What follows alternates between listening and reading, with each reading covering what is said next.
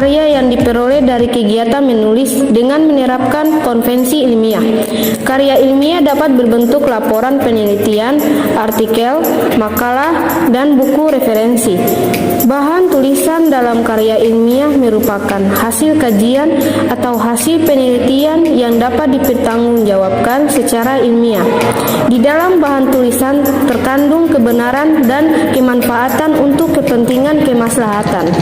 Penulisan karya ilmiah dilakukan dengan menyertakan gagasan penulis, fakta, data, pendapat para ahli, hasil-hasil penelitian, teori-teori yang relevan, penalaran, bahasa, dan tampilan visual. Konsep dan kaidah-kaidah. Yang pertama, konsep. Karya ilmiah merupakan serangkaian kegiatan penulisan yang didasari oleh hasil pengkajian yang sistematis. Dalam penulisannya digunakan metode ilmiah untuk mendapatkan jawaban secara ilmiah terhadap permasalahan yang muncul. Jawaban ilmiah diperjelas dengan ketersediaan bahan pustaka yang melengkapi teori-teori atau konsep-konsep yang relevan dengan permasalahan yang ingin dijawab. Penulisan karya ilmiah harus terapi dan teliti dalam membaca dan mencatat konsep-konsep serta teori-teori yang mendukung karya ilmiahnya. Yang kedua, kaidah-kaidah. Yang pertama, logis. Karya tulis ilmiah harus memiliki logika penulisan. Dalam karya ilmiah, logika berarti keruntutan penjelasan dari data dan informasi. Penyajian data dan informasi dapat diterima oleh pemikiran kebenaran ilmu. Yang kedua, objektif. Dalam karya ilmiah, objektif berarti adanya kesesuaian antara data dan informasi yang disajikan dengan fakta. Penyajian data dan informasi dalam karya ilmiah perlu didukung dengan pembuktian. Bentuk pembuktian dapat berupa teori atau fakta yang telah teruji keabsahannya. Pemberian bukti berbentuk teori dan fakta dilakukan dengan mengumpulkan berbagai jenis bahan pustaka. Keberadaan bahan pustaka menjadi penunjang informasi dalam karya ilmiah. Yang ketiga, sistematis. Karya ilmiah yang sistematis berarti mengajikan data dan informasi dari hasil kajian dengan mengikuti urutan pola pikir yang teratur, konsisten, dan berkelanjutan. Keteraturan informasi dilakukan dengan membentuk konvensi yang menjadi acuan dalam sistematika penulisan karya ilmiah. Yang keempat, andal. Karya ilmiah yang andal berarti kebenaran yang dimiliki di dalamnya telah teruji dari segi data dan informasi. Pengkajian ulang terhadap data dan informasi masih dapat dilakukan untuk memperkuat hasil pengujian keabsahan. Ke dalam data dan informasi yang diperoleh dapat dicapai dalam perencanaan dan penggunaan metode pengumpulan data yang tepat. Yang kelima, desain. Desain dalam karya ilmiah berarti penulisan karya ilmiah lebih mengutamakan pada proses dan perencanaan. Penulisan karya tulis ilmiah perlu diawali dengan tahap perencanaan dan perancangan awal. Tujuan desain dalam karya ilmiah adalah untuk memperlancar kegiatan pengumpulan data dan informasi dengan menggunakan metode dan rancangan yang tepat. Yang keenam, akumulatif. Dalam karya ilmiah, akumulatif berarti informasi yang disajikan merupakan hasil pengkajian dari berbagai sumber terpercaya. Kepercayaan di dalam karya ilmiah berkaitan dengan kebenaran dan keberadaan pasti dari suatu informasi. Dalam karya ilmiah, informasi yang dikumpulkan melalui berbagai sumber tersebut tidak sekedar dibaca dan dilisan saja. Informasi yang tersaji harus dianalisis dan dipelajari keterkaitan hubungannya satu sama lain. Selain itu, informasi perlu dihubungkan dengan argumentasi penulisannya dan diberi kesimpulan yang sesuai dengan tujuan penulisan. Unsur penyusun karya ilmiah. Unsur penyusun karya ilmiah yang pertama yaitu gagasan ilmiah. Gagasan ilmiah dalam karya ilmiah berupa pernyataan ilmiah penulis. Penulis dapat memberikan pernyataan dalam bentuk suatu hal, masalah, konsep, prosedur, atau teori tertentu. Gagasan ilmiah wajib ada dalam sebuah karya ilmiah. Unsur yang kedua yaitu fakta. Fakta merupakan unsur karya ilmiah yang wajib ada di dalam tulisan. Penulisan fakta di dalam karya ilmiah harus dapat dipertanggungjawabkan dan disertai bukti yang nyata. Tujuan penggunaan fakta adalah untuk memperkuat gagasan atau memperjelas permasalahan yang ditulis dalam sebuah karya ilmiah. Unsur yang ketiga yaitu data dan hasil penelitian. Data dan hasil penelitian harus ada di dalam karya ilmiah jika karya ilmiah berbentuk laporan penelitian. Data penelitian dapat berupa fakta yang tersusun sistematis. Unsur yang keempat, pendapat para ahli. Sebuah karya ilmiah harus didasarkan pada pendapat para ahli yang sebelumnya telah membahas topik yang sama.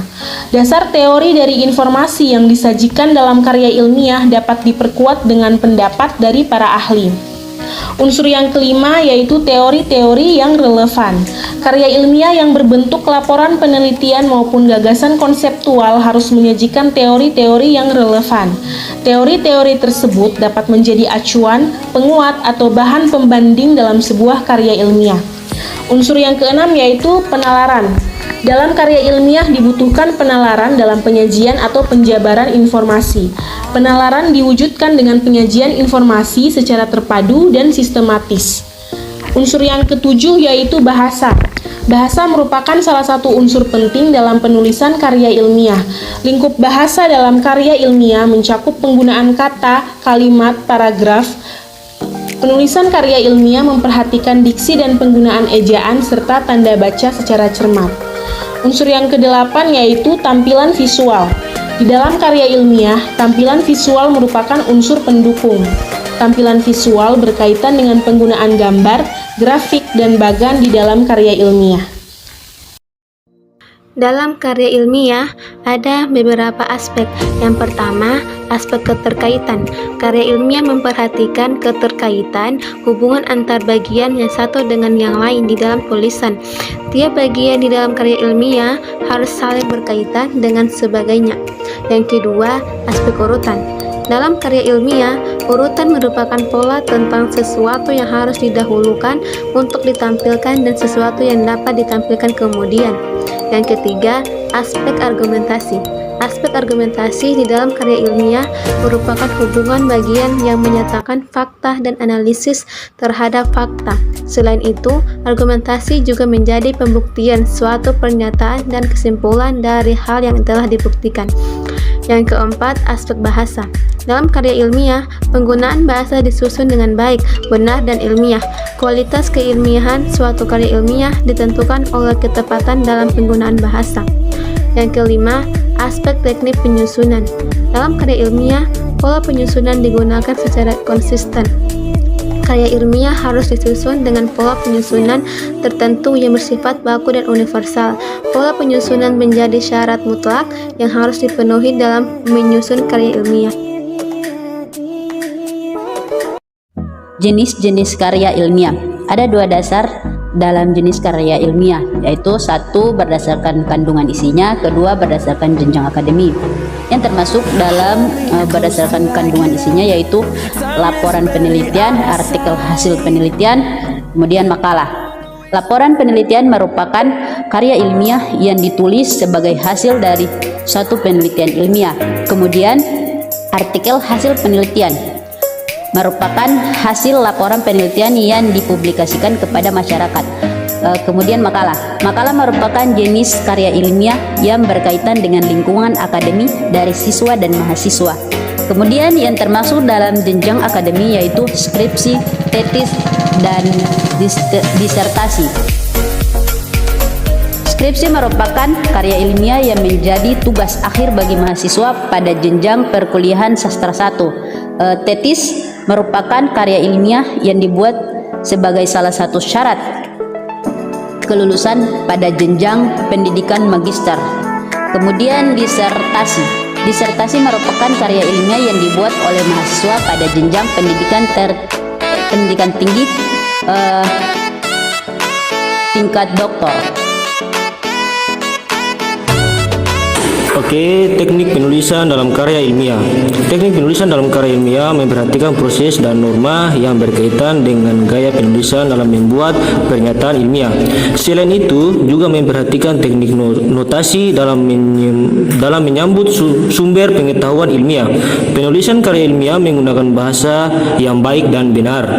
Kegiatan penulisan karya ilmiah dimulai dengan penentuan tema. Setelah itu dilakukan pemilihan dan pengumpulan bahan serta kemudian bahan yang disiapkan harus dipersiapkan menjadi sebuah gagasan pengetahuan yang memiliki arti metodologi. Gagasan yang telah ada kemudian diubah ke dalam bentuk tulisan dengan menentukan penggunaan kata, kalimat, tanda baca, dan aturan pengutipan. Setelah gagasan ditulis, diadakan pemeriksaan ulang. Dalam penulisan karya ilmiah dilakukan pengutipan dengan menggunakan notasi ilmiah.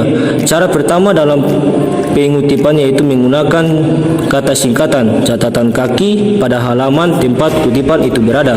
Cara kedua yaitu melakukan pengutipan tanpa singkatan dan catatan kaki pada halaman tempat kutipan itu berada. Kutipan dengan singkatan dan catatan kaki mempunyai daftar keterangan khusus yang ditulis di bagian bawah. Setiap lembaran atau akhir bab karangan ilmiah, setiap nomor kutipan diberi catatan kaki di bawah ini. Catatan kaki mencakup nama pengarang, judul buku, nama penerbit, tempat diterbitkan, tahun penerbit, dan nomor halaman yang dikutip.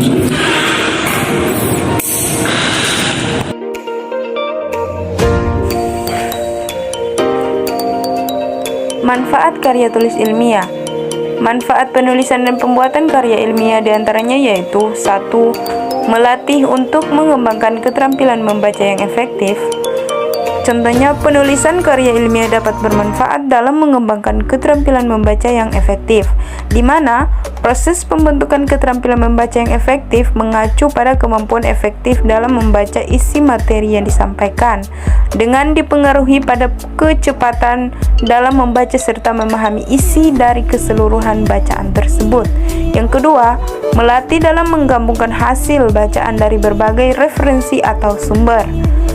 Nah, contohnya dalam menulis karya ilmiah bagi mahasiswa ataupun pelajar, tentu saja banyak referensi yang kita rujuk atau arti sitasi untuk memperkuat argumen kita. Melalui hal tersebut, setidaknya manfaat karya tulis ilmiah bagi penulis akan semakin terlatih dalam menggabungkan hasil bacaan yang berasal dari berbagai sumber untuk dikonstruksi kembali dengan bahasa kita sendiri, sesuai memahami kita terhadap beragam tersebut. Yang ketiga, mengenalkan dengan kegiatan kepustakaan. Manfaat yang satu ini masih sejalan dengan kegunaan sebelumnya yang kita kaitkan dengan referensi atau sumber bacaan yang kita jadikan rujukan. Karya menulis karya ilmiah ini yang sesuai dengan unsur-unsurnya membutuhkan banyak referensi. Dari situ maka secara tidak langsung hal itu akan membuat kita semakin mengenal kegiatan-kegiatan yang kaitannya dengan kepustakaan. Yang keempat, meningkatkan pengorganisasian fakta atau data secara jelas dan sistematis. Contohnya, karya ilmiah yang hampir mirip dengan arti paper biasanya ditulis berdasarkan hasil penelitian. Melalui penulisan tersebutlah jenis data yang kita peroleh dari penelitian kita susun demikian rupa secara jelas dan sistematis, mengikuti kaidah penulisan paper yang kita anut untuk menghasilkan informasi baru yang berguna bagi pembaca, khususnya orang-orang dari bidang ilmu yang sama. Yang kelima, memperoleh kepuasan intelektual. Contohnya, dengan menuliskan hasil penelitian kita ke dalam bentuk tulisan bersifat ilmiah, tentunya akan ada rasa kepuasan intelektual tersendiri. Nah, terlebih lagi ketika karya kita telah dikutip atau disitasi oleh orang lain yang hal ini adalah setidaknya menunjukkan bahwa mereka sudah mengetahui tujuan pembuatan paper dan telah membaca karya tulis kita. Yang keenam, memperluas cakrawala ilmu pengetahuan. Nah, contohnya manfaat karya ilmiah dalam bidang keilmuan ialah menambah cakrawala ilmu pengetahuan yang semakin luas melalui penelitian-penelitian yang kemudian dipublikasikan. Apabila hasil penelitian kita hanya menjadi konsumsi pribadi, maka itu tidak akan memberikan sumbangan apapun pada ilmu pengetahuan. Akan tapi, jika kita tuliskan dalam bentuk karya tulis ilmiah, kemudian karya tersebut dipublikasikan, maka hasil penelitian kita akan menambah wawasan baru bagi orang lain. Yang ketujuh, berbagai bahan acuan atau penelitian pendahuluan untuk penelitian selanjutnya. Contohnya, manfaat penyusunan karya ilmiah dalam bentuk jurnal internasional ataupun jurnal nasional. Dari situ, maka itu dapat menjadi acuan untuk penelitian selanjutnya bagi orang-orang dari bidang ilmu yang sama atau mungkin dari bidang ilmu yang berbeda, yang mungkin menemukan celah untuk melengkapi hasil penelitian kita. Kode etik dalam penulisan karya ilmiah. Kode etik dalam penulisan karya ilmiah dibagi atas dua. Yang pertama kewajaran, yang kedua adalah pelanggaran. Beberapa poin yang terdapat pada kewajaran antara lain adalah: yang pertama, bersikap jujur. Karya ilmiah yang disajikan bukan merupakan milik orang lain. Penulis karya ilmiah harus secara jujur membedakan antara pendapatnya dan pendapat orang lain yang dikutip. Pengutipan pernyataan dari orang lain harus menyebutkan sumbernya. Ini sebagai bentuk pengakuan atau penghargaan terhadap orang lain. Yang kedua, bersikap rendah hati. Karya ilmiah tidak perlu menggunakan kata-kata atau istilah-istilah asing dalam konteks yang tidak tepat. Penulis tidak harus memamerkan kemampuannya dalam berbahasa asing. Penggunaan kata asing di dalam tulisan hanya diperlukan jika dalam bahasa penulisan belum ada padanan kata yang sesuai dan tepat. Yang ketiga, bertanggung jawab. Dalam karya ilmiah, penulis bertanggung jawab atas informasi dan analisis yang diungkapkan. Penulis tidak boleh menyatakan kesalahan yang terdapat dalam karya tulis itu kepada orang lain atau pihak lain. Keaslian isi gagasan dan makna di dalam karya ilmiah harus dapat dipertanggungjawabkan secara ilmiah. Pertanggungjawabkan juga berlaku bagi metodologi yang digunakan maupun hasil penelitiannya. Yang keempat, bersikap terbuka. Bersikap terbuka memberikan kesempatan kepada pihak lain untuk memeriksa kembali kesasihan, data, dan fakta yang dikemukakan dalam karya tulis ilmiah itu. Sikap inklusif menegaskan karya tulis ilmiah terbuka untuk diverifikasi secara kontinu sehingga karya ilmiah tersebut terbuka untuk dilakukan perbaikan secara berkelanjutan. Yang kelima, bersikap cermat. Penulis karya ilmiah harus cermat dalam mengungkapkan data, pernyataan, penulisan, keterangan penulis dan penerbit, serta ejaan dan tanda baca. Penulisan karya ilmiah yang memiliki banyak kesalahan data dan kesalahan penulisan menunjukkan rendahnya etika dan tradisi ilmiah seseorang. Kesalahan dalam penulisan huruf, kata, atau kalimat dapat memberikan makna yang berbeda dan merusak tatanan karya ilmiah. Yang keenam, bersikap objektif. Dalam karya ilmiah, uraian informasi harus bersifat objektif. Sikap objektif dalam mengemukakan argumentasi dalam sebuah uraian ditandai dengan pemahaman yang menandai tentang aturan-aturan logika. Cara berpikir yang salah dapat dihindari melalui pemahaman terhadap bidang pengetahuan yang ditekuni. Poin kedua yaitu adalah pelanggaran. Beberapa poin yang harus diperhatikan dalam pelanggaran adalah pemalsuan hasil penelitian. Yang kedua, pemalsuan data penelitian. Yang ketiga, pencurian proses dan hasil penelitian. Yang keempat, perbuatan tidak adil terhadap sesama peneliti. Yang kelima, kecerobohan yang disengaja. Itu saja video singkat dari kami, semoga bermanfaat. Wassalamualaikum.